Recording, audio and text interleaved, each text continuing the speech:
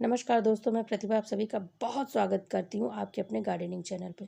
तो दोस्तों, आप अपने किचन वेस्ट से कंपोस्ट बनाने में डरते हैं क्योंकि उसमें एक लंबा प्रोसेस लगता है और बहुत सारी झंझटें भी होती हैं।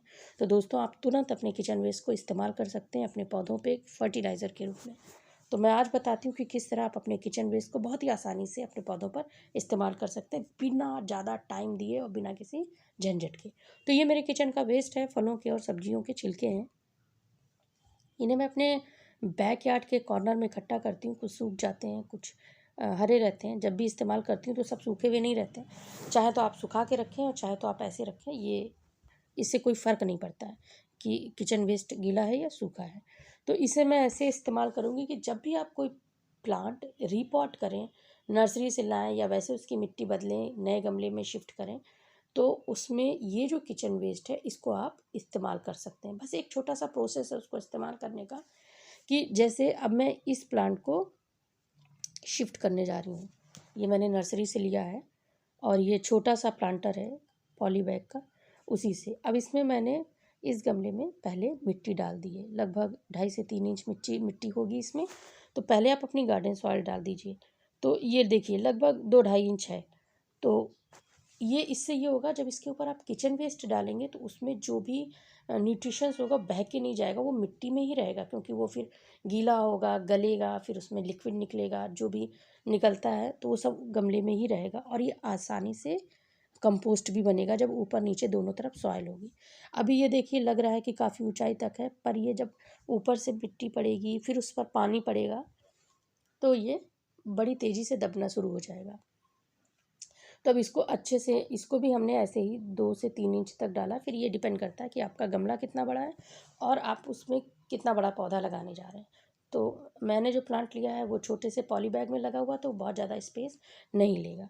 तो अब इसके ऊपर भी हम लोग मिट्टी डाल देंगे। तो मिट्टी उस हिसाब से डालिए जितना बड़ा आपका पौधे में जितनी मिट्टी है या जितना जगह है उस हिसाब से डालिए, क्योंकि मैंने जो पौधा लिया है उसमें बहुत थोड़ी सी मिट्टी है, छोटे से पॉली बैग में लगा है। तो उसको मैं मिट्टी हटाऊंगी नहीं, नहीं जड़ें खुल जाती हैं तो पौधे शॉक में आ जाते हैं। तो रीपॉटिंग में मैं मिट्टी आमतौर पे नहीं हटाती हूँ। सॉइल हटाने से वो थोड़ा सा शॉक हो जाता है पौधों को, और शॉक में अक्सर पौधे रीपॉटिंग के बाद सूख जाते हैं। तब इसी के ऊपर मैं इस प्लांट को रख दूंगी और जितनी जगह बची रहेगी उसमें और मिट्टी भर दूंगी। तो होगा क्या है दोस्तों, जैसे ये पौधा मैंने अब लगा दिया है, ये लगने के बाद ऊपर से पानी बाहर जब जाएगा तो वो जो नीचे छिलके हैं या किचन वेस्ट है वो गलना शुरू हो जाएगा, कंपोस्ट होना शुरू हो जाएगा, वो डीकम्पोस्टिंग उसकी शुरू हो जाएगी। तो कुछ महीने में, अभी इसको लगने में ही पौधे को 1.5-2 महीना लगेगा अच्छे से जड़ें फैलने में।